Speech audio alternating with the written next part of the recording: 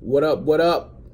Got a super cool one today. I get to talk with the one and only, the mom of the century, one of the strongest women pound for pound that you ever run into, Miss MARISA INDA, and I am absolutely stoked.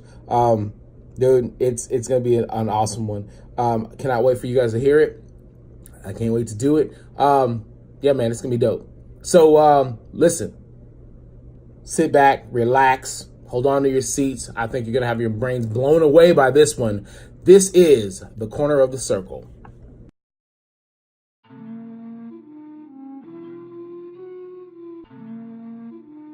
Hey, buen maestro.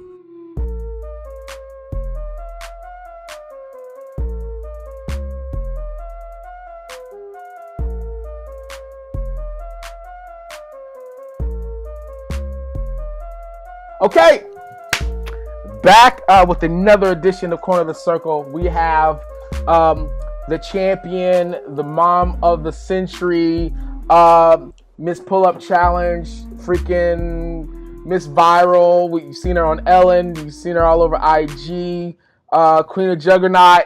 I don't know how many things I could say about you, but that hasn't already been said. Miss MARISA INDA, thank you so much for gracing us with your presence. So I should say gracing me with your presence. Me and my like 5 people that listen to this. Hey, thank you for having me. Listen, it's literally just the like 5 people that listen are the 5 important people, right? yeah, man. It's my mom, my dad, my sister, my girl, and my best friend. There it is. Boom. But yeah, I've been wanting to try to get you on for a little bit, and for those people that do listen, they know I just literally just find the people that I really like, and I really want to know stuff about that I haven't stalked enough about them. So I was like, I just get it from the horse's mouth and find out more about them. So we're 2.5 weeks, couple weeks from Worlds, yeah. Yeah, it's getting close. Ooh. The anxiety is starting to build. This is when Right? you start dreaming. You don't make weight. Ooh, man, I've been honing in on the diet. Added another like 700 calorie burn to my cardio per day just to be on the safe side. Oh shit. Jesus, dude, this is bad. This is bad. Yeah, I'm usually always under 52, but like this is the first time like I'm over because I did like this whole bulk with like bulk, quote unquote bulk with, for me, a bulk with RP. So like I've been waking up weighing like 52.3 and then like getting all worried and they're like, yeah, everyone's like, yeah, dude, you're fine. You just take a shit and you're good. 52. Let me tell you something. If I was 0.3 over, jeez, I wouldn't know what. I don't know what I would do. I don't know. I'm always so paranoid. I think my first. It had to have been my first 2 years. Well, my first year was when we were still in like 90 kilos, and like we were still like in the old one. So I was severely under, but I was getting murdered. So I was like, all right, I'm gonna try to eat up a little bit, but I couldn't. My body wouldn't take it. So that next year, I think I was like, I guess it was like what 93 kilos, and I think I weighed in like a 90.5, and I felt so beat up trying to like keep up with everybody. So I was like, I'm gonna eat, and all I needed to do was just wait, let time do its work. Because fucking the older you get, your body's like, nah, bitch, you got it. You're gonna get fat, I promise. And so yeah, like now it's just like, whew, if I'm within 4 or 5 pounds of my weight class, I'm like, oh, I'm gonna kill these dudes. But usually it's like 5 or 10. So it must be nice to be 0.3 over. I don't know that life. Honestly, I never weighed myself before. I would just show up to weigh in and be like, oh, what do I weigh? Like I never checked. And now it's like you almost get like a weird obsessive like morning, night, and then freaking out like, ah, fuck. Yeah, man. I always get mad. Like now it's like I weigh my food and then like, all right, this is how much I should weigh after I eat this. If I weigh more, I'm like, that's wrong. And then of course I've tried to take into account how much water. It's been real weird, man, because I've never been this obsessed, not necessarily with my weight, but I guess with my nutrition. I guess the more you start realizing how like it is. yeah, man, I didn't know. Yeah. It just took me 5.5, 6 years into my lifting to realize like, hey, maybe if I ate better, holy crap, who knows? So yeah, it's been, I don't know. We'll see how it works out, man. But I mean, I normally try to. Do you like normally try to like? You just stay around competition weight, I'm assuming. Yeah, like I kind of feel like I've kind of maxed out my frame. Like I could probably bulk up and like try to be like a leaner, like 53 to Yeah. 54 kilo in the off season, Yeah. and then shred down a little bit. But for the most part, I just kind of intuitively eat. But now that I've been working with RP, I've been weighing more again, which I kind of stopped doing that when I got out of bodybuilding, just because like, yeah, I don't want, I just want to eat. I don't want to exactly. I don't eat a lot. Like I eat small little meals all day long, and part of that is just coming from like not having a lot of money growing up, so you don't get to eat every damn thing up. You got to ration that shit. And yeah, you know we. Yeah, I know. One bag of chips for the whole 2 weeks. Yeah. I know exactly what you're talking about, man. That's great. That's that kind of just carried over. So like, I just don't ever like, if I got opportunity to take food home. Oh my God. You know, I used to like, I used to take napkins when I went to school. I would take napkins to school and I would like roll up the stuff in your napkin. Yeah, the food that I did, I was like, I'm gonna take this to the house. But then I would like put it in my backpack. I'm like, all right, if I get hungry, I'll have this, you know, just in case. Like, that's funny, man. I thought I was the only one that did that. I'm still that like that today. You know what I mean? I'm like, well, I mean, like I'm always like clean plate club. I was like, yo, clean plate club. There's people that are starving. I was one of those. Eat your food. Like I don't. And of course, my little cousins, they know nothing about that life. They know nothing. No. I'm sure like your kids, they don't know anything about. You know what I mean? Like my daughter thinks I should take her to Starbucks every morning and spend $10, and then she'll ask for something later, and I'm like, well, you better eat that old Starbucks cup. Right? I'm hungry, shoot. Like I don't. People don't get it, but I think it's kind of crazy, man. Like if you grew up a have-not, you know what I mean? And it's weird because so we were talking about this a couple of days ago, me and a couple of my athletes. I was like, dude, growing up, I didn't even know that we were poor. You know what I'm saying? Until I got to like high school. I did. When you go to that white friend's house and they have a pantry, I didn't know what a pantry No, I didn't. Like, listen. Go to the pantry and get like a pantry. Here's the thing. Wait, like you have a closet of food? When I was kind of lucky. I was kind of lucky in that like the way we grew up, like everybody you just didn't. I think when you're younger, you don't necessarily know because that's all you know. Yeah. But then when I got to I think it was when I got to junior high. When I got to junior high, I was like, oh, wait a minute. Things are not the same around here. Like, this house is way bigger. You know what I mean? Like, I didn't know I barely knew what a basement was. We didn't have basements. Like, in Texas, you don't have basements. But I went to one of my friend's houses, like, they had a basement, and they had a second story. I'm like, what is this? And it's like, oh, well, they made a den out of an attic. I'm like, what's an attic? What is that? Like, at one point, like, we lived in a mobile home. One point, we lived in like Section 8. It was what it was. You had what you had. You know, I mean, where I grew up, it was oil field. And it was, you know, when the oil was there, everybody had money. But as soon as the oil fields dried up, everybody was broke. And so, I mean, I was lucky that my dad was a preacher. But let's be honest, like, it's not like preachers get paid a lot. You know what I mean? And so, you know, and the thing is, if you don't have a congregation and there's nobody there, guess what? There's no money. No donations. Yeah, man. So, man, oh my gosh, I'll never forget like growing up with like nothing, but not knowing that I didn't have nothing until I realized I didn't have nothing. So, one of my very first like sleepover friends was this Mormon girl, and like I didn't know like Mormons like basically save for like the end of the world. Yeah. They had literally their whole bottom floor was food. It was like a grocery store. Oh. And in my mind, I was like, man, if I had this, all those boxes of cereal would be gone. Like, right? Dude, once you ate the cereal and the milk, done. Yeah, you're good. Like, that's just so crazy. Like, yeah, I don't know, man. It's just weird. Like, I think the older you get, the more you start realizing, like, hey, man, like the way I live is so much different from the way other people live.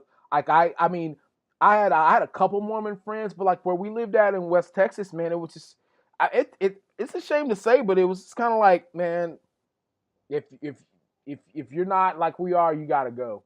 You know what I mean? And so West Texas is very, it's a different breed, man. I'm telling you, dude. Golly, I didn't know what like. I mean, I think I was, I had to be like. I was legit in 8th grade when I saw an actual interracial couple. Like Man, listen. Whew. Whew. I mean, I knew they were out there, but well, I lived in Colorado in like a small town when my dad is a sheep herder, so we would like follow the cattle. yeah. And so I remember like I was the only Mexican girl, and there was one black boy in the school, and this was like it was like before kindergarten, so like when you're just dropped off at like a preschool, and they would always like. This is so terrible, but they would always like line us up, and we'd have to hold hands with a partner when we'd walk places, and they would always pair me and him up. Oh yeah. Like we never got a new partner; it was always me and him. And so I would always go home and I would like rub my hand, and like lick it and rub it. And my mom would be like, she's like, "Why are you doing that?" And I was like, "Well, nobody wants to hold my hand, and nobody wants to hold Tony's hand." And I was like, "But I don't know why." Is it because his color's gonna rub off on my skin color? Oh my God. As a kid, like you think stupid shit like that. And it was so funny. He stayed in that small town because my dad still lives there. And I remember when I went to visit my dad when I was in high school because my parents divorced. And I went to a party that my one rich Mormon friend said, "Hey, I'll go to the party." And he was there. And I was like, "Have you survived here this whole time?" And he still was like one of like 2 black students that graduated high school. There's no way. There's no way. Imagine. I think we had maybe 25, maybe 30 total black kids in our whole school system, I think. And one of them was my sister, and 2 of them was my cousins. And you know what I mean? And it was weird. It was weird because like even like throughout high school and everything, you know, that was always a thing. Like, you know, the black girls that I did know, like we were all kind of so close that it was like I was never really attracted to them. Like, oh, I would date you, but you know, we were all so close because like, dude, we're all we got. We are all we got in this little town. And the people were nice. It's just like if you're not a minority, you don't know what it's like not to be a minority. If you're a minority in the middle of like an all-white town and an all-white school district and an all-white section of the world, it's just like, man, we're all we have. You know what I mean? And I'd always, you know, it's just, I don't know, I don't think people ever understood that part, at least from my perspective, was like, you know what? While this girl is super attractive, she's like a sister because she's literally all I have. So like going up, I never really was like a girl crazy or anything. I just kind of did my thing, and you know, it was like I felt like that's weird. It's weird saying it out loud, but like the girls were more attracted to me than I was to them. Like my focus was like, yo, what? I got to get out of this town. I got to get out of here. I got to get out of here. I got to get out of here. And so, you know, my buddies were like, well, you know, like that white girl, she's trying to talk to me. Like, I'm good, man. I'm good. It's like I really didn't like really start pursuing girls until like I got like. Shit, I was like 2 years into college after I realized, like, all right, my grades are good, my scholarship's locked in, they're not going to get rid of me because I can't go back. You know what I mean? And so then after that, I went crazy. But yeah, it was so weird, like I don't think it was weird, but it was weird being a minority with people that didn't realize, like, hey, man, it's different for me. You know what I mean? And so I can't imagine, you know what I mean? I can't imagine what it was like, you know, being minority with one black. I could have done it. I would have run away. I would have packed my one toy and got out of there. But yeah, so when did you moved to Pomona, or you've been in Pomona for? No, actually, I was born in Pomona. My dad came to the U.S. when he was 18 and came to California. Okay. Because there's dairy farms here. So he worked the dairy farms in Chino and then just kind of moved around with like cattle, then decided to move to Colorado because that's where most of like there's more ranches there. Right. And especially as California started to grow. And my mom wanted to leave because somebody got shot and killed on where we lived here. That make you want to leave, yeah. 42 years later, it's still about the same. But yeah, and then I've lived in Colorado, Wyoming, all over Colorado, DC, back to California. Yep.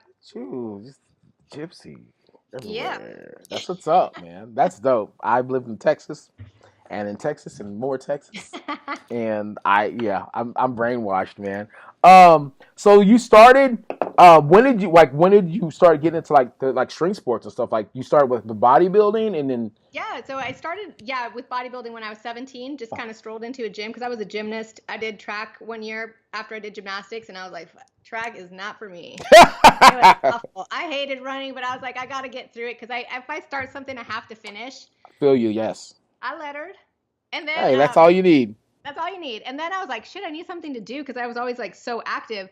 And a friend of mine took me to a dance class, which was fine, but I was like, okay, what am I going to do with dance? My ass is like 17. Like these kids have been dancing since they were like 5. Right. And so we went to the gym and we went to this step class and I was sucking air. I was dying. And I was like, dude, I'm going to go get a drink. I'll be back. And I didn't go back. I went down to the weight room and I just stayed there ever since. That's awesome. It was cool. Like, I think it's funny, like a lot of women or a lot of people think like, oh, you go in the weight room, guys like don't want you there or they're always just trying to hook up.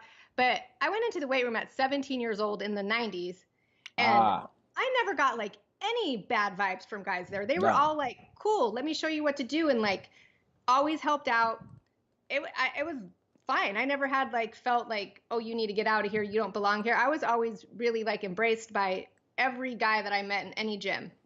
Yeah, especially like I think in the 90s, I mean, at least as far as, I can remember like in the 90s, it was like that huge surge of like, fitness really started kind of doing one of these. And I mean, I know in the 80s, it was a way different. So I hear so many freaking stories about this, like the late 70s and the 80s of how it was just madhouses like all over the world, but I know when the 90s hit, I mean, because I'll be honest, I just never really was really into weights for the longest time.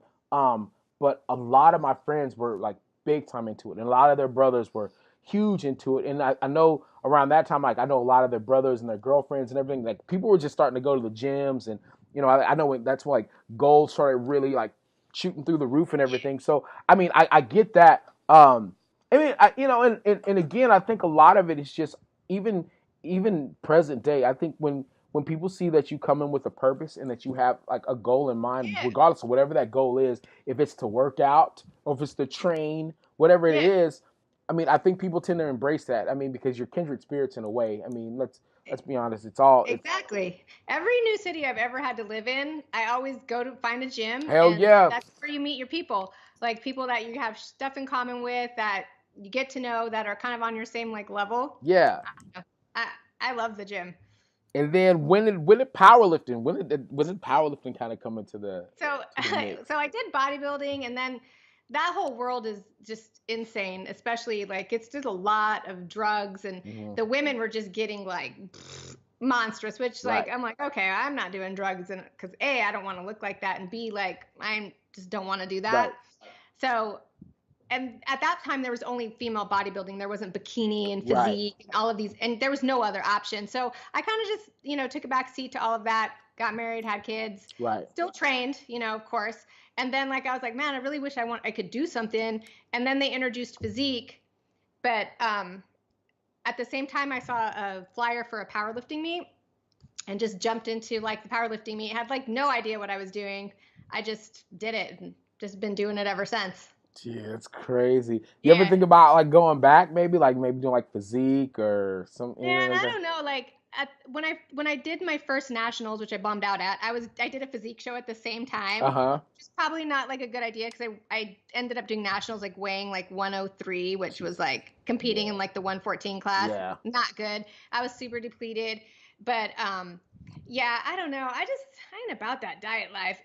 All respect to anyone who competes in physique. People laugh at it and they think it's stupid, but it's actually, I feel like it's much harder than doing powerlifting. Yeah, man. I've heard that from a lot of different people that have, that are able to do both. My nutrition coach, he'd been talking to me, goes, you ever think about doing it? I'm like, oh, dude, I don't know, man. I don't think I could get on stage. I just don't think.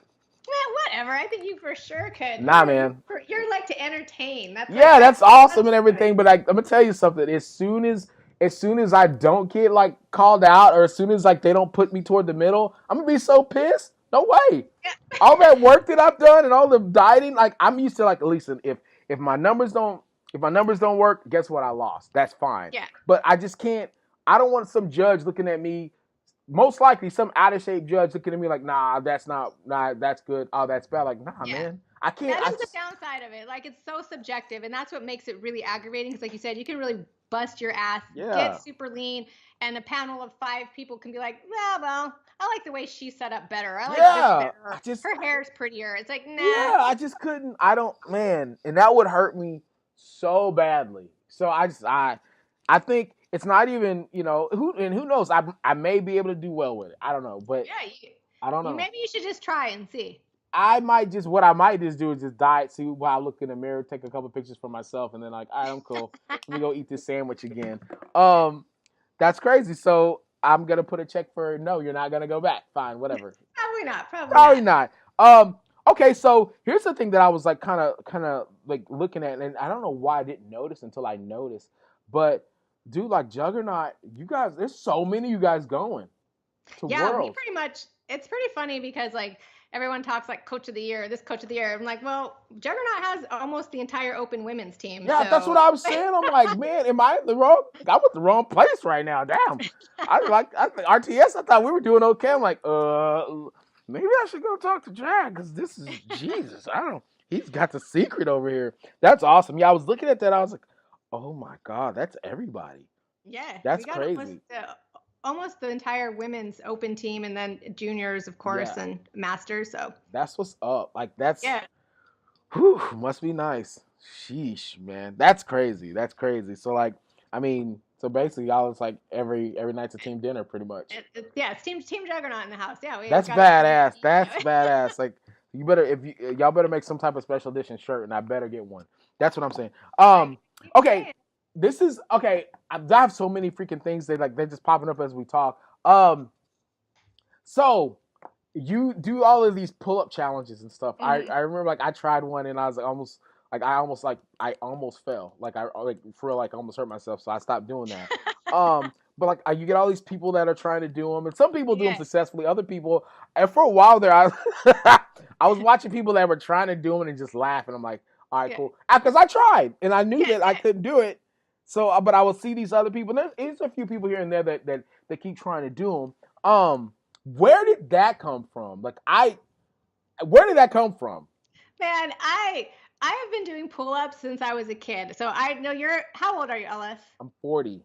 Okay, I'm 43. So when we were in school, they had like the presidential physical fitness test. You remember those? Yeah. Okay. Well, we had to do arm hangs and all of that. And even when I was a kid, I was like, bullshit. I'm doing the pull-ups the same as the boys. Yeah. Like, why do girls have to do this stupid arm hang? By the way, they don't even have, you know what the test is now? They do this. They have to put their arm behind and they do an arm reach. That's the physical fitness test now. It's insane. But anyways, so then coming from gymnastics where it's like all body weight stuff, I feel like it's just such a cool show of strength because it's much harder than people think. Hell like, yeah, it is. Sometimes when I post things and I'll get some messages or sometimes DMs like, just stick to lifting, that bullshit's stupid or that's dumb. And I'm just like, yeah, it's harder than you think to hold on to a bar and control your body weight. And dude, I'm a 500 plus pound bencher and I can't. Yeah, when I see bigger guys do calisthenics that are like 280 up, that shit's impressive. Hell yeah, I saw Ray Williams do like a set of 20 pull-ups. I was like, that's not even real. That's not real. That's CGI. Like I watch it. I'm like, how does she do that? I mean, it's like you don't move. Like your body's just like there, and like you do like the little air walks. I'm like, man, get out of here. I get pissed sometimes, but I think it's like important too to show women like you're not weak. You can do these things. You know, like, but from a very young age, it's like, oh, it's a separation. Like, well, no, you're gonna do this and they're gonna do that. Yeah. It's like, no. Like you can still I can do exactly what the guys do. Okay, so what happened? Like, I saw like when you were on Ellen, and of course my ass was losing it. I lost it because I watch Ellen like every day, and for some reason I was like, how did I not know that you're gonna be on? And then like you come out, I'm like, no way. I'm like, lost my shit, lost it. Like what? Like. Where did that come from? Like, did they like contact you? How? Yeah, like I posted this video just like I always do, like on Instagram, uploaded it to Facebook, and it just went viral. So like I want to say, if I remember correctly, I posted on a Wednesday, and it got like almost 2 million views like by the next day. They called me on a Friday. I was on her show on a Monday. That's insanity. That's how like fast the turnaround was. Jeez. It was kind of disappointing though, I'm going to be honest. So when I went there, like I had like, they just said, oh, wear like, like pants and like yoga pants, whatever. And so I had my arms showing, and they were just like, yeah, no, we want your arms covered up because we want women to think our average woman is like a homemaker, and we want them to like not feel intimidated. And I was like, intimidated by, well, like, because we want them to think like everyone can do this. I'm like, yeah, everyone can do it. It just takes practice. Yeah. Like, it's not like hard. So it's hard if you don't ever do a wardrobe change. Yeah. So like, if you see that Ellen episode, they had me put a top on that covered my arms. Yeah. Because they didn't want to show the muscle. Oh, she's too jacked. Oh no. Basically, you're too jacked for TV, man. Too jacked for me to relate to the everyday housewife that watches it. This is true though. I'm gonna be honest with you. Like, I mean, if that's the case, then I'm the everyday housewife because I watch it every day and I can't do it. So yeah, they're right. But yeah, I get it. That kind of sucks because like I honestly think that, I mean, looking back on it, I think it probably would have. I mean, you want something to aspire to, like not something that you feel like, oh, I can do that. You know what I mean? Like, because not everyone can do that. Not out the gate. You know what I mean? But I mean, to have something like to shoot towards. I mean, and you're definitely body goals for men and women alike, and strength goals. Shit, your book's as high as mine. I'll be honest. So it doesn't. But yeah, like that's crazy. That's insane. Look at you, nerd. Well, I'll never be on the Ellen show unless I'm in the audience. So that's crazy. That's insanity. All right, so dude, I'm loving like how like as you talk, I'm like, oh, another note. Okay, so my favorite part about you is the mom life, and I'm like, I'm sure I'm one of thousands that do it. I mean, but like every time you post something about your kids or whatever, like I was like, oh my god, I'll write something or like I showed my girl. This is so fun. I showed my girl your kid. She's like, you got to give me ones like that. I'm like, okay, because it's that easy. Let me just dial up my genetic pool and make sure that I give you like the best that I have. Like, your kids are perfect. Like, I don't even. And then of course you tell like I posted. I forgot what I posted something. It was like about some type of music or whatever. And you told about your son listens to the classics. So then my son's like an 80-year-old man trapped in a 12-year-old body. He's got an old soul. He's got an old soul. That's what's up. Like I mean, so like your kids look perfect, and clearly your son has the most perfect taste in music. I can vibe with that. That's what's up. But yeah, like I mean, it's easy. Like, what's it like being a mom? But like, what's it like for you being a mom? Like, you just, I mean. It's never what you think. It's like when you're like, because their dad is like a bodybuilder. Yeah. He's very muscular too. Still goes to the gym. He's going to be 50. And we've always done shit. Like I've always worked out. He's always worked out. And then here come along these kids. They don't want to do shit. No. They don't want to do nothing. Like everything is forced. It's like if I let my son, he will play video games all day long. But I'm guilty with the of little camera thing covered because he's also a conspiracy theorist and he thinks the government's watching. That's hilarious. That's hilarious. My daughter, like, I told her, I was like, look, if you don't want to do a sport, fine. She tried out for volleyball. Hilarious because she basically never played and then was like hiding from the ball during the tryouts and then wondered why she didn't get selected. I was like, well, I don't know, maybe because you're ducking from a ball that you're supposed to try to hit. But that's so funny. So I was like, look, you got a choice. You can do sport, you can come to the gym. Right. Like, you got to be active. You don't have to do powerlifting. You don't have to do, but just for like general, because I do believe like the gym is like a saving grace for when you're having stress. Yes. When things aren't going, like the gym is always just a safe place. It's definitely a safe haven. Doing drugs, it's just a safe place. And when your life is going to shit, when your body looks good, it's not as bad as you think. No, like it really, I mean, a lot of times you look good, you feel good. At least that's one positive part of your day. Like I'm not gonna lie, man. I there was a point in time when I lived in my truck, and I couldn't afford rent. I couldn't afford anything, but I made sure that I had enough money that I could afford my gym Yeah. membership. I swear. I swear. And like I was living in my office and in my truck. And so I was like, hey, listen, as long as I have enough money to pay this $20 a month for this gym membership, I'll be good to go. You know what I mean? And of course, and the gym owner, he knew. He's like, well, you know what? Here's the key to the gym. When you need to shower, when you need to shave, all that stuff, you have a bathroom right there. If you need to use my dude, there was a couple times where I literally parked in the back in this parking lot, and like that was where I slept. You know what I mean? If I had to get up, like he let me use the refrigerator and everything else. Like, and you're right, you said it earlier. You know, no matter where you go, when you move, the first place you go and find is a gym. And like for me, it was always funny because whenever I moved, my dad was like, you know what? You make sure you find a church. All right, cool. I got to find a church and I got to find a gym. And I mean, and that, for me, that's literally been everywhere. All the places I've ever lived, all my houses that I've ever had, it was because there was a realtor that was at the gym. Like, oh yeah, I can get you a good deal. Like right now, looking at having a house built, and the home builders that build the houses, guess what? They're at the gym. And if they mess up, they gotta look at your face. Exactly. You know what I mean? And so I was like, listen, man, and of course me, I'm like, how can I use my skill to make it easier for me financially? I was like, how about this? Until we close, until we get everything done, I will give you free programming. Yeah. I will, and I've been doing that. Is like, I get you a deal. You know what? I'll only take 1% commission. Like, oh, I'll take that. You like whatever it takes. You know what I mean? Like, you know, because I mean, who says you can't get what you can get with strength? But that was, you know, but a gym's really been, you know, it's kind of your safe haven. It really is a community altogether.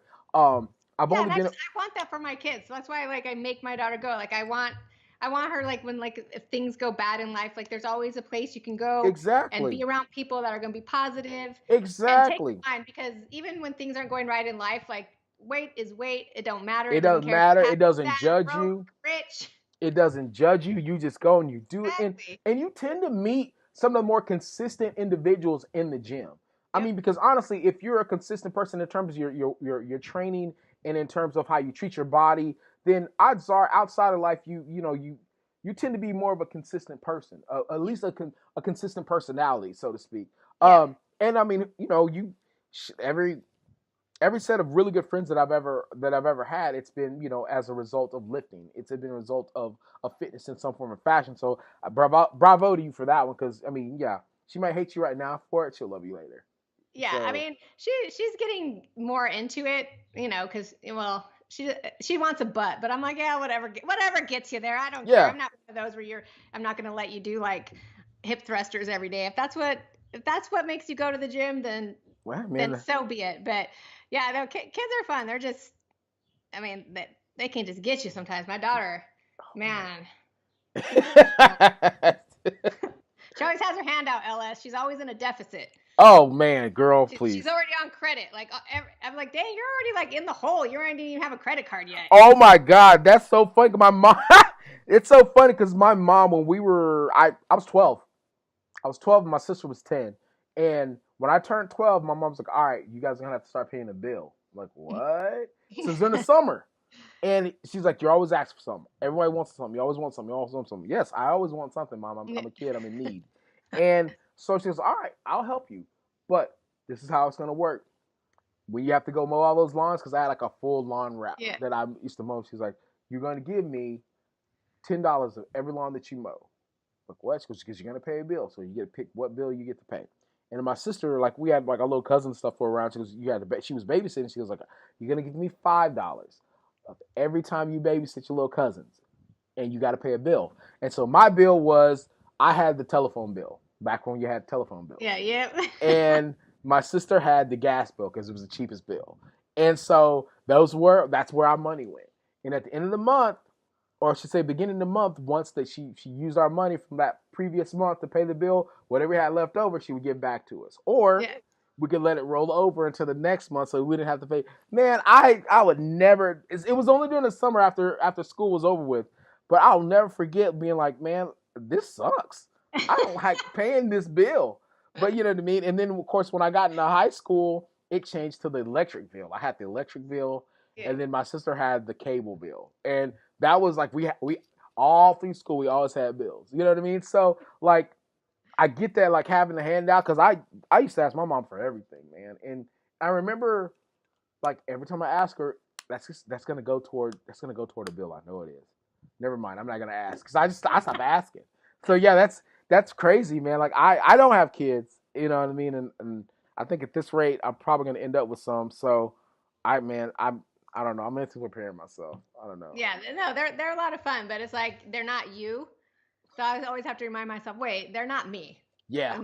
They're not the person that you have the kids with. They're their own people. They're gonna do things their way, and sometimes their way is like, So but then you gotta just let it ride. Do you identify more with your daughter or with your son? So personality wise, my son is a lot more like me. He's very easygoing. It don't matter. Like if you, I want to eat here. Okay, my daughter is like her dad, and she's just opinionated. Will tell you exactly how she's feeling, which is fine. But sometimes it's like, nah, you know what? You need to zip. Like, you need to be quiet and go away. But it works. Like when she goes with her dad, oh man, he calls me up. He's just like, I can't. You need to come get her ass. Like I'm like, because she's just like you. Oh like, man, yeah. It's just like colliding forces. That's so fun. Yeah, because she's just like him, like just super opinionated. Her way or the highway. It's like, yeah. Oh my God. So he's just. I felt, everyone's like, oh, watch out. Your daughter's so beautiful, and all these. She's gonna be a heartbreaker, and and I'm just like, well, if these boys ever get a chance, because she's mean. They send her text messages, and if they don't know how to spell the difference between "you're" and "you are," she just cuts them to the quick. She's like, "Wow, you're a junior in high school and you don't know proper grammar." I'm like, "Wow, man, you're so mean." I'm telling you, man, but you have to be, man. Like I don't even listen. That was one of the cool things with my sister growing up, because like I think, at least for me, like when you have I was never like the good looking sibling. It was like my sister's gorgeous, and these dudes would just come out of nowhere. Like, where you're like from 5 towns over. Like, how do you even know who she is? You know what I mean? But these guys would come, and she was so, even to this day, she's so just, you know what I mean? And but I think like at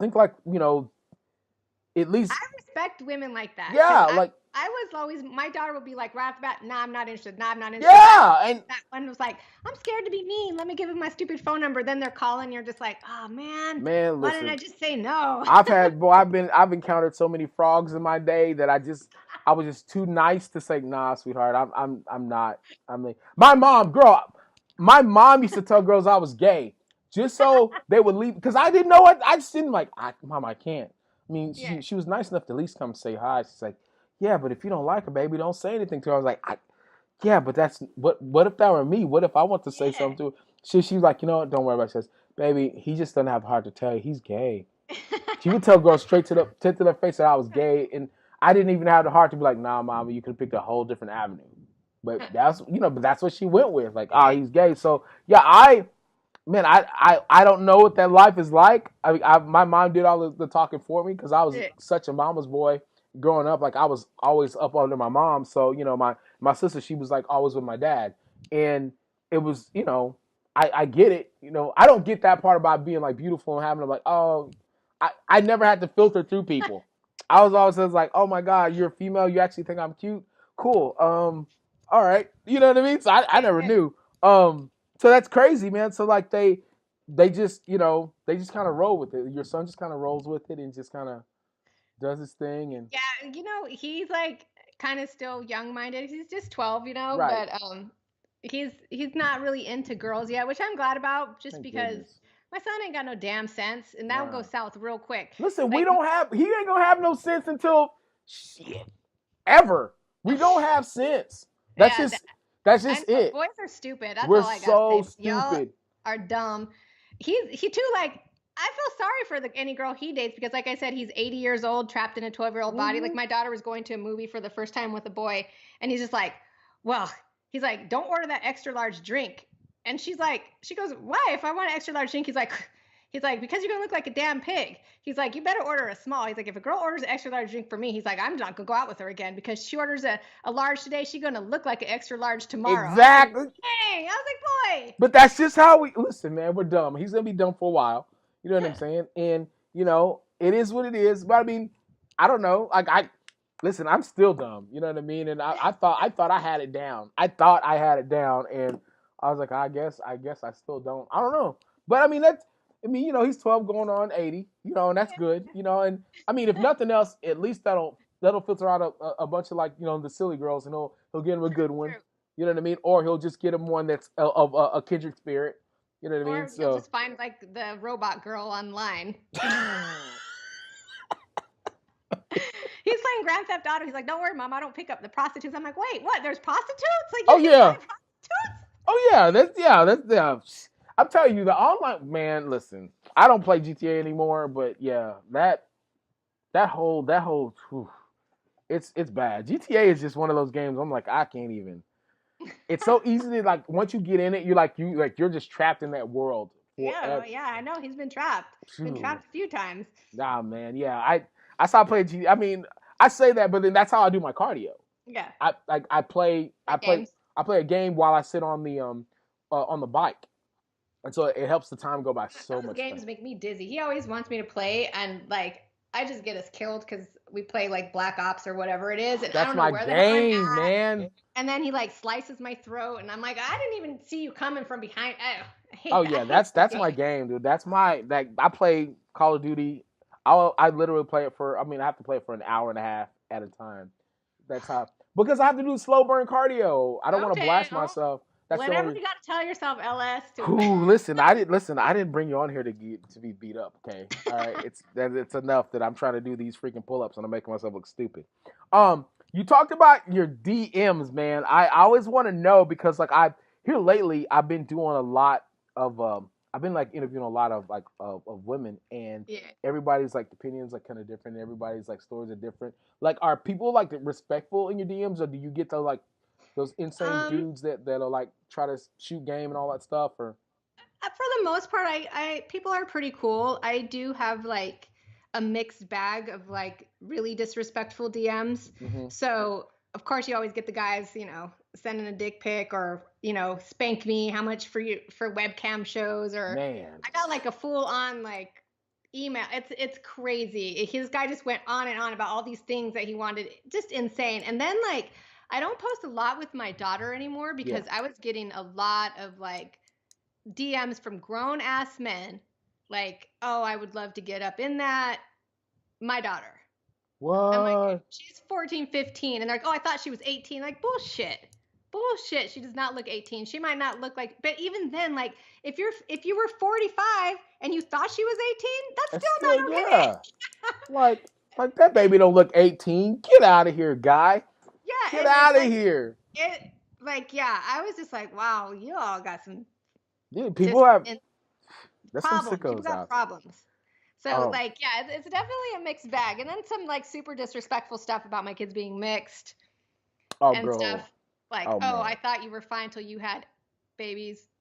Oh shit! Please don't even get me started. So I was just it's like, and then it's weird because I'm like, okay, well, if you were all about like, you know, like white supremacy, like you do realize like I'm Latina. Yeah, but you don't get that part. You know what? People see what they want to see, and they justify how they want to justify it. I stopped putting anything about my personal life on that, dude, because like people start getting out of pocket. And I don't go too much into my personal life. Like I said, I don't post my kids as much as I used to. Yeah, I leave all like relationship shit off of there, just because. First of all, it's none of their business, and they feel like they feel like it is their business. Just because you press follow, homeboy, doesn't mean, you know what I mean, that we're best friends. You know what I mean? And then it's a 15 to 1 minute window into my life. Yeah, which is not that much. No, it's not. And I mean, and even that I still put, you know, I still put, you know, a little bit of shade. You know, you have to go through the blinds to even look. Even, you know what I'm saying? Like, I just that, man. Like, every now and again, dude, I'll get, you know what I mean, that I'll get shit, man. I'll get some. Man. I'll get some stuff, man. Of course, I'm so damn ignorant. Like I said, you know, I feel bad. Your son, he's not gonna, you know, he's gonna be stupid for a little bit. But like, I'm stupid. I'm stupid, and I have just enough technical savvy that I can find out who that person is. Yeah. And you know what I mean? And I have just enough friends in my life with even more technical savvy that they can find out the person's IP address. Therefore, they can find out where these people live. Yeah. And then I'm dumb, dude. I will literally get a card. I will write some amazingly just like, if I can find you this quick, what do you know about me coming to your doorstep? I don't care. I have no sense when it comes to stuff like that. Like, once you get out of pocket, I'm like, listen, you do realize I just program all day, every day. That's what I do.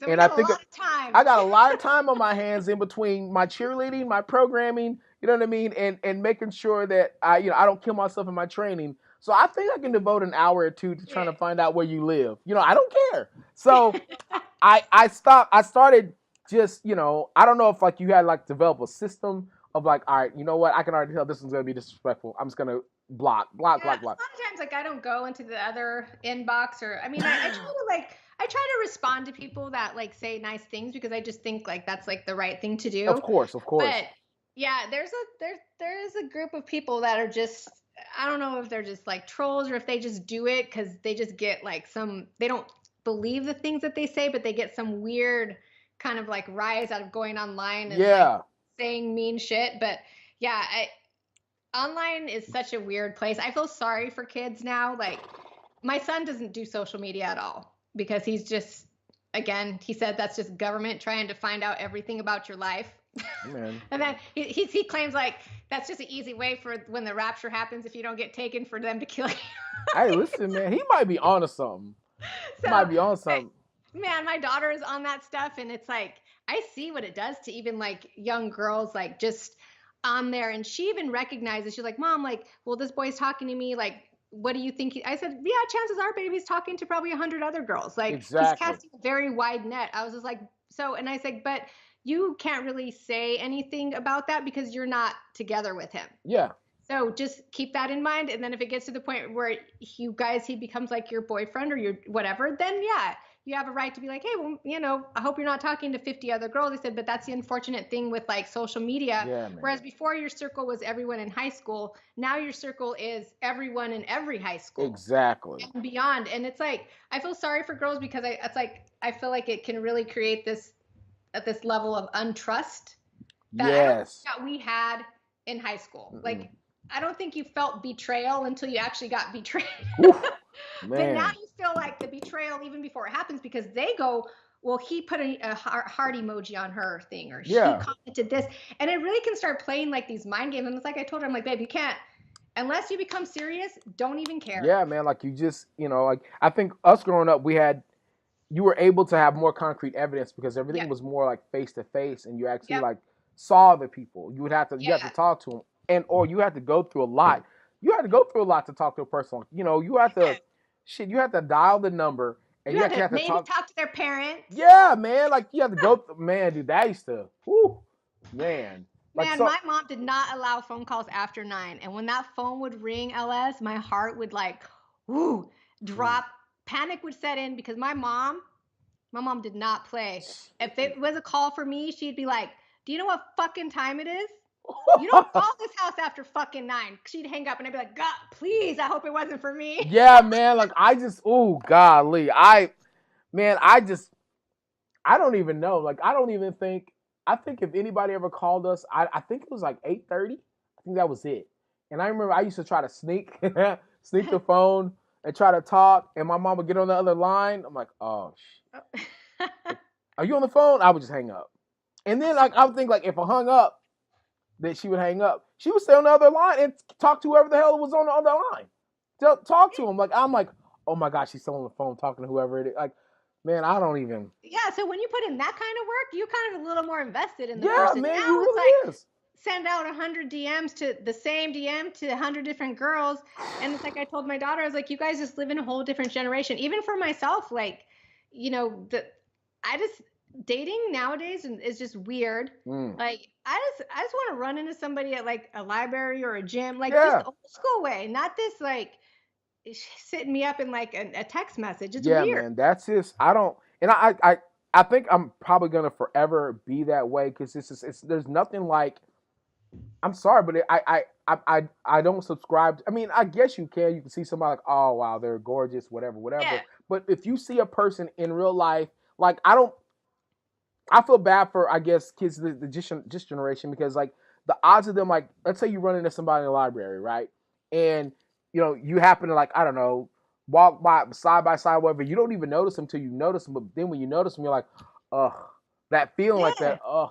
You don't get that feeling. Like, that's going to be lost to some people because, like, you don't, like, that moment of, like, you see a person like, holy shit, oh my, like, that feeling of seeing them and, like, the instant freaking, butterflies that you get and all that stuff. Like, I mean, you don't really. And also just making sure, like, so I can tell my daughter, all you guys do is text. You never actually get on the phone and have a conversation. I was like, so you might not vibe with that person at all. Just someone over text can be completely different in person because you have time to think about what you're going to say. Exactly. Oh, do I sound witty? Erase, retype, erase, retype. Yeah. So you have a real conversation and it doesn't like flow, or you can't feel comfortable in silence, then it ain't for you. But you don't know that because you guys don't ever talk. Nope, you text, and it's just like your dialogue is completely black and white, and that's it. You know what I mean? I just get it. You know what I mean? Like, I just wish everybody could have that feeling of, like, you know what? Let's sit down and have a legit conversation. Like, you have food in your teeth. I'm not gonna say anything because you're cute. You know what I mean? Like, all that. Do that to a girl. I hate when people don't tell me. I have this client. So I do everything online, but I do like 3 people in person just to get me out of the house and like socializing. Same. Whenever I drink my shake, I put flaxseed in it. Yeah. So I'll get these seeds. And then at the end of the session, Peter will notoriously be like, oh, by the way, you had flaxseed in your teeth this whole time. I was like, what? Hey, listen, man. But why you gotta do that? Why you gotta do a girl dirty? I think the gentleman in you knows not to say anything because you don't want to embarrass the person. But then I would rather know, because it's more embarrassing if you go in your car and you look in the mirror and you're like, oh man, this was there this whole time. Maybe. I don't know. I mean, I don't know if that's a poll I need to put out there to see how you got to be out there. Like, Chad would always be like, oh, you got lettuce in your teeth. Okay, cool, thank you. I can't. I can't. Because I feel like then while you're talking, they're just zoning in on whatever's in your teeth. I just stopped. Like, I stopped looking in their mouth. Like, because when somebody talks, like, I look at their mouth, like, so I understand what they're saying. But then, like, once, like, if I see something that's distracting, like, I'll go to the ridge of their nose. And I look right between their eyes. Now everybody knows. If Ellis is looking at your nose or your forehead, they're not gonna know. Like, you barely tell where I'm looking half the time. Like, half the time, like, here's the thing. Half the time, I'm so paranoid just from growing up and everything. Like, I will look at you for like 5 seconds, but I'm looking around the whole time that we're talking. That's like one of my biggest. Let me tell you, a girl almost broke up because she goes, "You never look me in the eye." I'm like, I look you in the eye, but I'm also looking to see who's coming. If anybody. You're securing the perimeter. Man, my dad always says, "Boy, quit being so black." And just, I'm like, "Daddy, I can't help it." Like, my head's. Like, if you ever see me talking to somebody like live, like, watch, like, I'll talk. Even when I'm talking to you, I'm like always looking around, like, I don't know. It's funny that you're like that, because like every time my son will leave the house to go to his dad's, I didn't notice this, but then I was like looking around and I'm like, damn, I was like, I'm missing butter knives. I'm missing like steak knives. And so then I call Eddie, and this is dad. And I was like, man, I'm missing like steak knives and butter knives. Like, oh, he's like, you know what I found? He's like, your dumbass son, every time he leaves your house, would be take a knife just in case. Just in case it pops off, man. I was like, okay. Bro, I rock with him so hard. I rock with your son so hard. I was like, you gotta take my bring it back at least. Listen, man. Yo, I don't even know your son, but I rock with him so hard right now. I mean, I get it. I don't know. You just never know. Oh God. Like, you never know. So but I've just always been that way. So, I get it. He gets it. Your son gets it. That's what GTA does. It gets you prepared for real life. You never know what's. That's probably exactly what it's. Oh from. Man. So, like, as far as your lifting and everything goes, I told you I don't really talk a lot about lifting. Yeah. What's probably been your okay, I'll say I'll ask a couple. Number one, what's been your favorite meet so far? Number one. Number two, what's been your best battle? Best battle. Okay, so favorite meet so far has got to be the 2017 Arnold Grand Prix.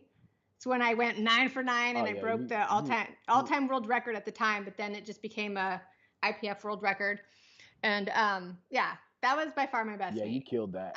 I felt good. My body wasn't broken before. Like, everything just, I didn't have like aches and pains, and it was just a good training block leading up to a great meet. Yeah, but I think like my biggest battle has been, was probably Worlds right after that Grand Prix meet in Russia, where it just came down to the last deadlifts as usual. And then it's like, all I could hope for at that point was like everybody else had to drop their deadlift. Yeah. And they all dropped their deadlift. I've been there before. I've been there before. But it feels like every meet is like a battle. Every Worlds for me since then has been like a battle. Like, it comes down to that last freaking pull, which every time. I love deadlifts, but man, it's all because of my squat. Like, I need to get my squats in so I don't have to like battle so hard on those pulls. Who you telling? God dang it. That's me every meet, man. Like, it's so dumb because like my squats will be flying. Stupid weight, all training block, and then I'll get to Worlds and I don't know what it is, or I'll get to a meet and it's like, all right, cool. So you've been. The running joke is I like to get to Worlds and just red light my opener. I'm like, hey, let's make this real exciting. Let's not even get the damn opener. Man, like, I'm like, I don't even know, man. Worlds are so different. I mean, and it's for you. What do you like more? Do you like Worlds or Nationals more? I think Nationals, because I feel like it's a bigger production. Yeah. You think like Worlds is like, okay, this is a world meet, but like the production value just isn't there. It doesn't seem like it's a world meet. You know what I mean? Right. Like the way USAPL, even like how they did the Arnold stuff this year with like the screens, that was badass. Like, I feel like that is how the world meet should look. It should be a production, but it's so quiet. And like, I'm lifting on a Tuesday in the afternoon. At Russia, there was like 5 people in the audience. Yeah. You just don't get like that audience hype that you get like from Nationals or like from the Grand Prix stuff or stuff at the Arnold. Yeah. So I really wish like they would make it like separate Masters and Juniors on their own. Just leave it open and do it like a 3-day, like Friday, Saturday, Sunday, and make it feel like it's a world meet. Right. Yeah, like that. It don't feel like a world meet. It's and I don't think people understand. You get there and like of course I'm the 93, so on 93s, like we get there and we lift in the morning. You went in at 6. You lift at 8. No one's there. Yeah. No one's even there. You know what I mean? And so like you're halfway awake, barely. You're barely awake. No one's even there, and you're hungry. Like you don't even. So like the last couple of years, like I bring my Bluetooth speaker and I just blast music as loud as I can because it's like anybody's gonna say anything. You know what I mean? So I just make it feel like I'm just having a morning workout session. It's just not. It's fun, but I don't think people understand. Like it's not like they think it is. Like they think, oh, it's like National. It's not even close to National. No, and it's not even. It's even further from the Arnold. Like the Arnold is like this past Arnold, I felt like a damn rock star. Like every time I got ready to walk out, I was like, Ray, I'll be right back. And you know what I mean? I would act like I was like about to go playing a freaking, a concert or something. I definitely do agree that production value at our meets is just they're off the charts. I mean, and they're more and more and more. And at least this year, I know in the past, at least for me personally, I always was like, dude, where's all this money going? Where's the money going? Like, I want to know where this money's going. And freaking getting to the Arnold this year, I was like, oh, hell yeah.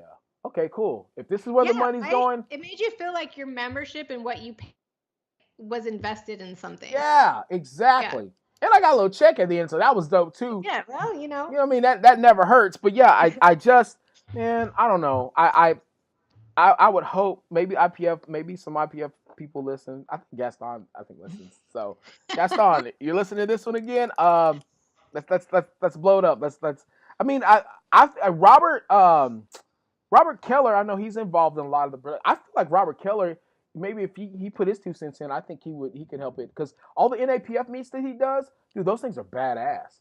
Yeah, like fuck. If I don't do Worlds next year, I'm trying to hop over to NAPF and. Man, you can do Worlds, chill out, or you can just do Masters Worlds.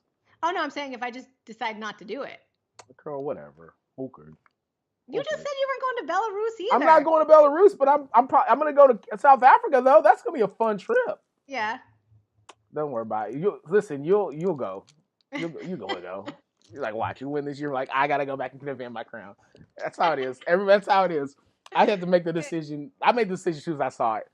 Whatever. All right, but so how does it feel? This is the thing that I mean, it's not necessarily scary, but it's kind of like one of those things like when you know, I mean, I don't know, like there's a few in your weight class that are kind of creeping up. Yeah. Like how does that? I mean, it's not even. I mean, because with the women, it's not necessarily different. It's just you guys are so dominant, and you've been dominant for so long. I mean, the few people will come up, you know what I mean, but it'll be like one or two. Like I don't know, like it's like in no one that I've seen. I mean, aside from I guess a few of the Juggernaut ladies, there's really not. I've noticed like everybody's like 35 and above. You know what I mean? And like they're super dominant. And you guys have all been dominant for like 2, 3, 4 years now. So it's just weird, like, because on the men's side, it's like, oh, well, you gotta, once you turn 35, from 35 to 40, man, it's all downhill. Yeah. And on the women's side, it's like age doesn't even matter. You guys are murdering people. Yeah. Like, have you? I mean, I don't even know if like, it's like a drop in performance, or like, have you felt like, all right, my age is starting to catch up with me type, or is this you just been consistent? 25 for life. I'm telling you. No, you know what? Like, inevitably, like, there will be people that come up. That's just the evolution of sport, right? Like, strong people are going to be born and, because it would be no fun if it didn't evolve and people didn't break records and get stronger. The funny thing is like going into Worlds, I'm actually one of the older ones. Mm-hmm. Besides Olga, everybody else is under 30, I believe. Mm-hmm. So, I think like for women, the reason like we dominate as we get older, because women hit this threshold when you're like between 25 and 35, where you're having kids, getting married, that kind of derails your competitive career for a little bit, not forever, but you're not popping out a baby and setting a world record a month later. It's just, I mean, I guess it could happen, but if you're Serena Williams, maybe, but but it would be pretty rough. So I think that's why you see like a larger pool of women dominating in those older age groups, because you've kind of done the life thing. Now you can be a little bit more selfish, not having babies and all of that. But, I mean, I'm just going to keep going as long as I can. I feel like right now there's no limit. I don't have to limit myself. Right. I don't, as long as I'm healthy and I'm having fun, more importantly, I'm going to keep competing. Dude, I feel you. I told Chad, like, I was like, 1,000-pound total, and then I'm done. I'm retiring. Like, 1,000 pound at 114, I'm good. I'm retiring. And then watch you hit the 1,000 pounds, like, oh, you know what? I think I maybe even squeeze 1,100 out. I think I could. Watch it when the squat's gonna start flying. You're like, all right, I know I said 1,000. Yeah. All right, let's look like 1050. Yeah, I mean, I guess if the squats started flying, if I wasn't like spending like 10-second grind on the way up, then maybe. But your squat's gotten better though. It's gotten. Yeah, you know what? It's a frustrating thing for me, because like it got good to the point where I was hitting 330 at a meet, then 336, and then I had the sciatic issue, and like everything, my squat and my dead kind of tanked.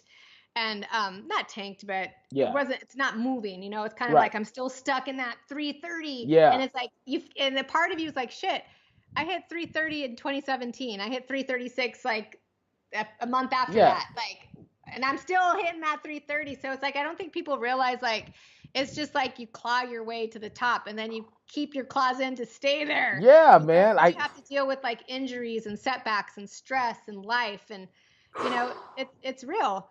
And I guess I feel like that's kind of what sets apart like people who stay in the game and stay at a certain level, because through those setbacks and through injury, you keep going forward. Yeah. You keep taking steps to like stay in the game. Yeah, girl, you were preaching to the choir, because man, just the injuries in the life. I just like injuries in life alone, I mean, and it's crazy because I think I was talking with who was it I was talking with? Oh gosh, who was that? Anyways, we were talking about just Brandon Allen. I was talking to Brandon. He was like, man, he goes, you get these people that come in out of nowhere, or you get these younger guys that'll come in and they're throwing up insane numbers, and and then they're gone. Yeah. And he's like, and I think a lot of it. I definitely feel like you're spot on with that. Like you get a lot of these people like they don't have the distractions in life, and they don't have, I mean, let's be real. Like you're 20, you're 19 to 24, 25. You don't have shit, dude. You don't have a mortgage. You have maybe a few bills that you have to pay. You know what I mean? You're still on your parents' insurance, all that good stuff.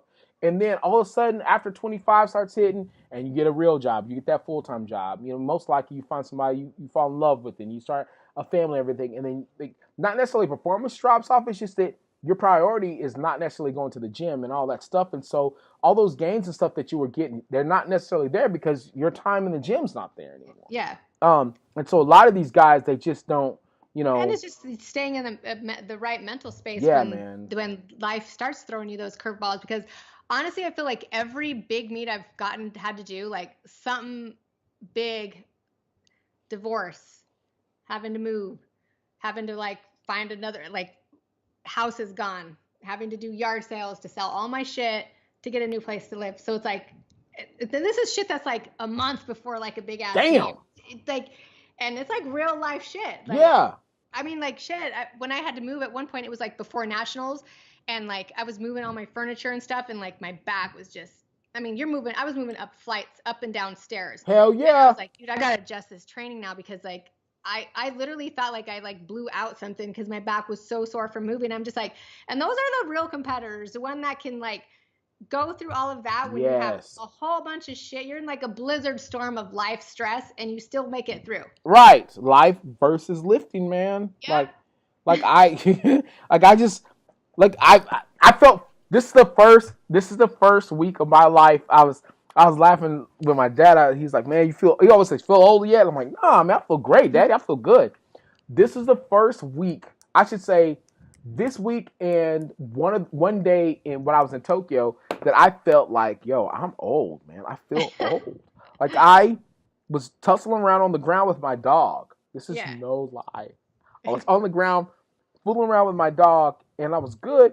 I got up, sat on the couch, went to stand up, and my knee just started hurting. Like it was on fire, and it felt like I felt it once before when I was in Tokyo, and like I was like, oh shit, something's torn, something's gone, something's wrong. Like it just hurt out of nowhere, and like it like I said, it felt like that in Tokyo once, and I just went to bed, woke up the next morning, it was fine. Yeah. But it was like 3 hours I was good. Man, after 4 hours, it started hurting even worse. I'm like, dude, what is going on? So then, of course, thank God we're in the Google age. So I'm Googling what's wrong with my knee and everything. And, and I'm doing all these exercises or in these like tests to see if my knee was messed up. I called one of my homegirls who's an athletic trainer.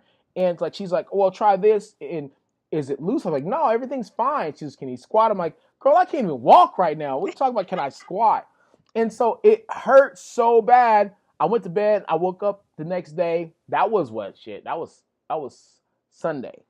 And so I woke up yesterday, and it's like, it feels better. Yeah. It didn't feel right. I was like, all right, I'm just going to go in and bench. But I couldn't even bench because I was so concerned about, I was supposed to go for like 518. I did like 505. I was so just concerned. I was scared.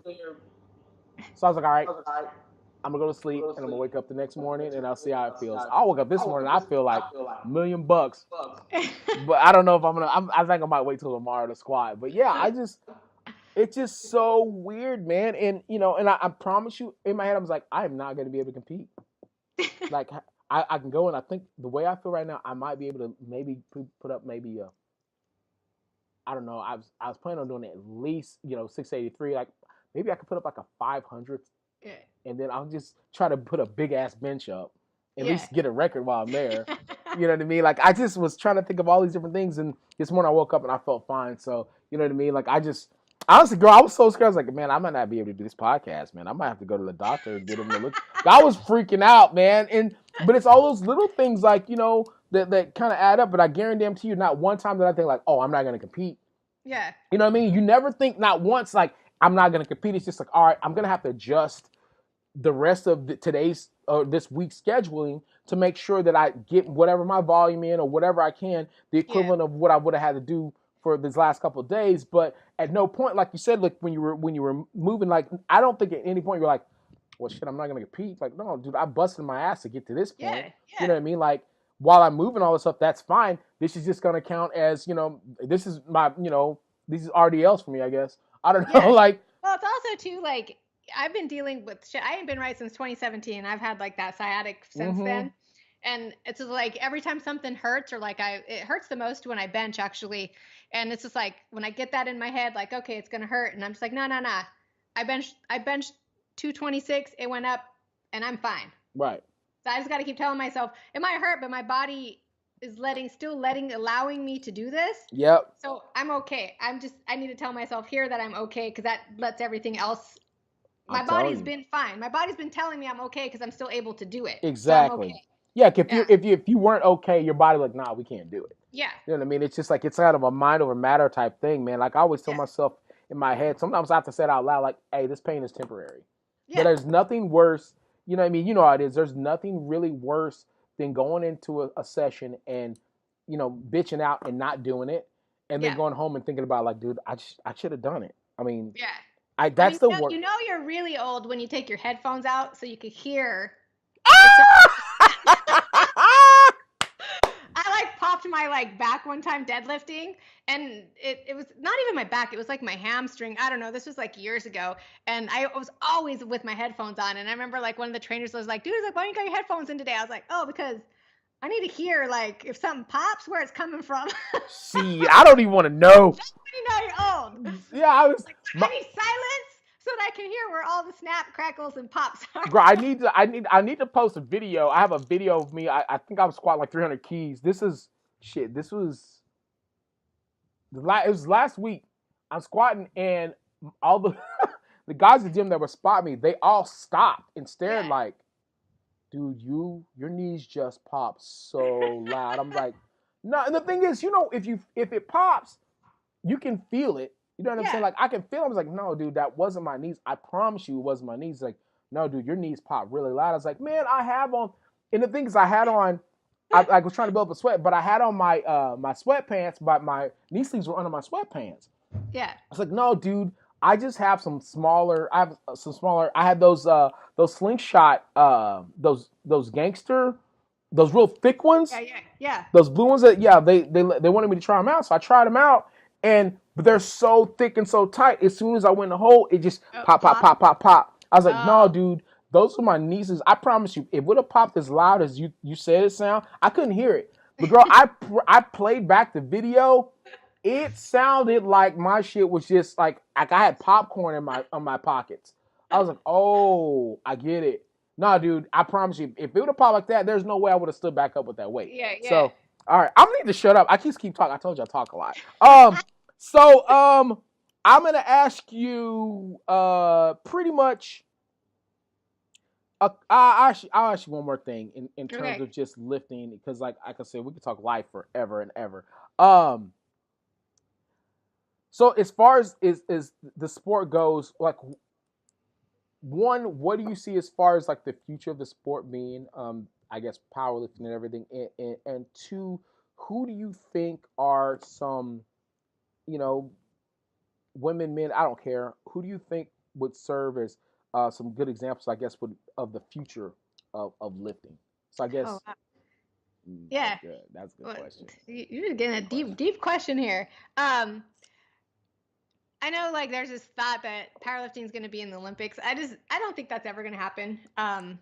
I think as far as the future is concerned, if they could, again, make a bigger production value for like the world meets, organize it so that the people who win and get sent to the world meets to represent the team get it paid for. That'd be awesome. I don't feel like we should have to like pay these huge team fees and pay for our own warm-ups. Like, I feel like there should be some pool of money, especially when it's so expensive. They get so much money from nationals just to set aside, even if it's to subsidize. Yeah. Like 50% of it, or give us our team jackets or whatever. Or give us a plane ticket. Yeah. The plane ticket. Well, SPD is pretty good about. Yeah, SPD. Yeah, SPD. Yeah. But not everybody gets that true. SPD link. True. So. Yeah. So, I mean, just things to make it more worthwhile for like the athletes so that we feel, because again, I don't foresee it being in the Olympics, but if you're going to call it worlds and make it this big to do, then make it a big to do for those that make it on the team. And then like up and coming, I just think it's going to be so wide open now with you have so many kids that are like youth nationals that are competing, young girls and guys. So I think the future for it is it's going to be crazy to see like what these young kids come up and do, especially they're primarily just doing powerlifting. Yeah. It's not like kids that like, you don't know, like they're being exposed to this at such a young age. Like some people just are freaks. Girl. And you never know what when that freak gets that bar in their hand, like what kind of shit they're going to be. Yeah, man. It's like shit. It's just like, it's like Picasso with a brush. Like, it just sometimes the sport finds them. They don't find it. Yeah. And like it's a cheap sport. Very. The more exposure you get, you don't necessarily need a lot. You know what I mean? You don't need special bars or the rogue plates. Like all my powerlifting was always done in a commercial gym with bars with no grit. Like, so you don't need any of that. So it's kind of cool. Like in that sense, it's like boxing for that matter. It can be a neighborhood sport. It really can. Where people like from all walks of life, poor to the very rich, can do. And I think that's really cool because it really just opens the door. Unfortunately, there's not a lot of money in it that would like maybe want to get people doing it. It's like not football, basketball, or even boxing for that matter. But, right. That's cool, dude. Yeah, I think I agree. I think the more exposure it gets, the more potential it has to grow and grow and grow. But I think with anything, the more exposure it gets and the more growth it gets. I mean, hopefully, fingers crossed, it'll start generating more funds. I mean, because people are gonna go. I mean, it's just how it is. People are gonna go where the money's at. And if you have a freakish athlete that you have a choice between, all right, am I gonna go box? Am I gonna go play football? Am I gonna do basketball, or am I gonna go powerlift? That freak athlete's obviously gonna pick. They're gonna pick football. The money, yeah. I always tell people, I was like, probably the strongest athlete I've ever seen that was my size that I've ever seen so far, my two eyes, is probably. It was a running back that I saw at Alabama when I watched him train, Trenton Richardson, and I watched that dude front squat 725 like it was absolutely nothing. Damn. And it was a deep front squat. It was like, legit. Wait, this dude is walking around at sub 215 pounds, and he just front squatted 725. God knows what his back squat is. You know what I mean? And of course, he went on to play in the NFL. But I'm like, imagine if one of those guys, and there's a lot of those guys that they don't make the NFL cut, and a lot of those guys that just now starting to pick up the bar and realize how strong they are. Like I watched, a couple of times when I went to the Cowboys training camp, I saw Larry Allen. I saw him fucking rep 700 pound bench like it was paperweight. I'm like, if this dude decided he wanted to come to the IPF and just bench, it'd be a wrap. I mean, there's guys that hit size that can barely do that for one, let alone 2 or 3 times. So I definitely agree.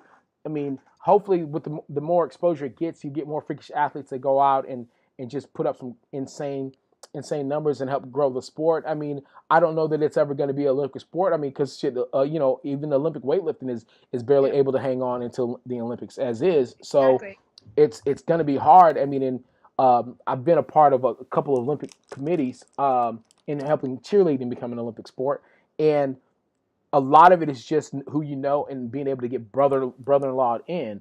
Well, the only way we could get brother-in-law in, to be honest, would probably be through weightlifting, and weightlifting's clawing to stay on. Hell, they don't even have baseball in there anymore. So it's kind of if it's ever going to happen, I don't know that it's going to happen, within the next 15, 20 years. Then maybe it'd be something cool to see, but I agree. I don't know that it's ever going to be in the Olympics. I mean, I guess the best we could hope for is, maybe them doing a raw and an equipped version in the World Games. I think that would be pretty cool.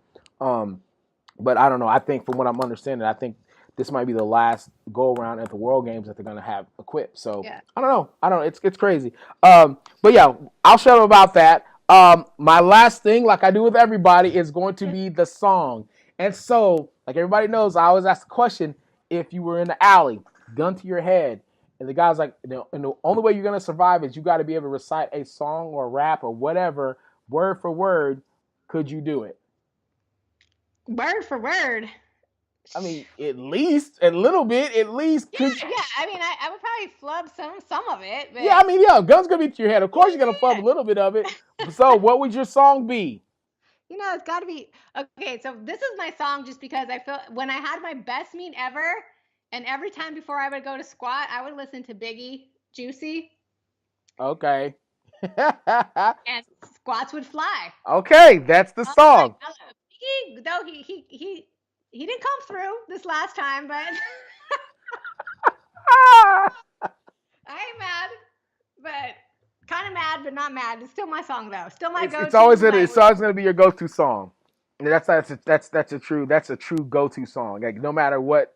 Like I don't even know I don't even have a go-to song anymore. I like so much music. Like it's so hard because deadlifting or squatting, like I can get into just metal. Yep. Like anything that makes you fucking mad.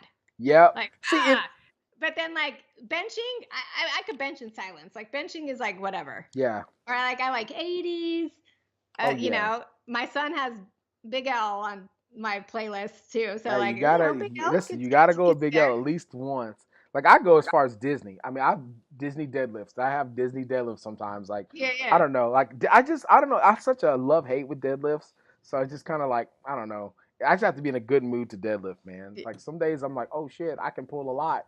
And most days I'm like, oh, good thing I can bench because I'm gonna need this. Yeah. So you said you're gonna go with Biggie, Juicy. Yep. All right, you're on. What? I gotta sing. I need the song. You need the song? You need the music. Oh my gosh. So you need to go. So you can't go a cappella is what you're saying? No. All right, fine. I don't do a cappella. I'll let you.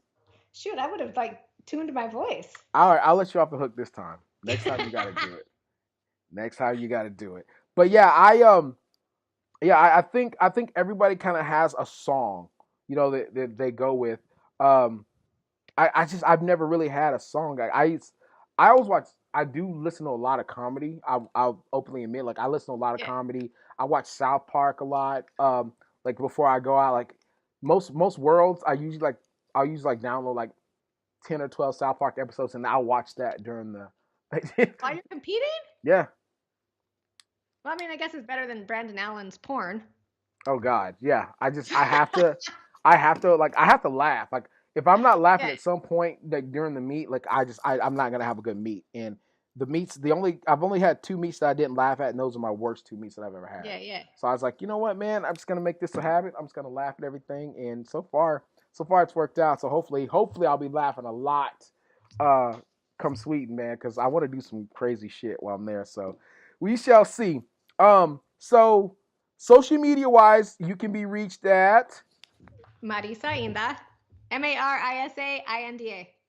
And do you tweet any or?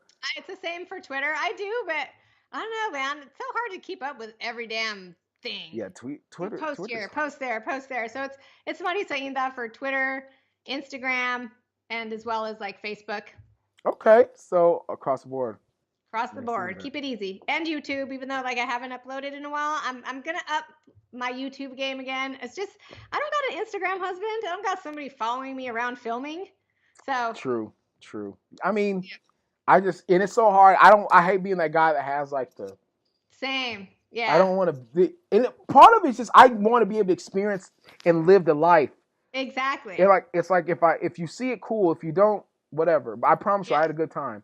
But I'll get out of your hair, man. I appreciate it. I know I told you it was gonna be like an hour, and we've like hit like an hour and a half. Oops, my bad. It's all good. I'm not even sorry about it. I'll be honest with you. I'm excited about this one. I'm excited for people to hear it. But I'll get out of here. Thank you so much. You have a great day, and we'll talk to you soon. All right. All right. Bye. All right. Bye. Hope you guys enjoyed the amazing MARISA INDA. That was a pretty sick podcast interview. Actually, by the time everything goes up, we should both actually be in Sweden getting things ready to roll for the IPF World Championship. So it'll be a super special one. Yeah, man. special thanks to Marisa for coming on and just being awesome like she always is, being an amazing representative of the United States, and of course being an amazing mother, and just an awesome ambassador for the sport of powerlifting and fitness in general. Again, if you guys need anything, feel free to shoot me a DM. Feel free to go on the YouTube channel, hit us up. Any new people you want to hear from, all that good stuff, give us a shout. We'll get that cracking, man. If you need any coaching, of course, reach out to me, lsmcclain.com. Everything's there, from the questionnaire to get on, be a part of the team, to all of the fashion, all the good stuff we have on our website, even like the day-to-day stuff that we have going on. Like I said, LS McClain is where to go for all of that. And of course, be sure to follow MARISA INDA on Instagram. And dude, she's amazing. Thank you guys so much again for being a part of this journey, man. We're going to try to keep giving you guys more dope content and just, doing more stuff. Yeah, I think that's it. You guys be good.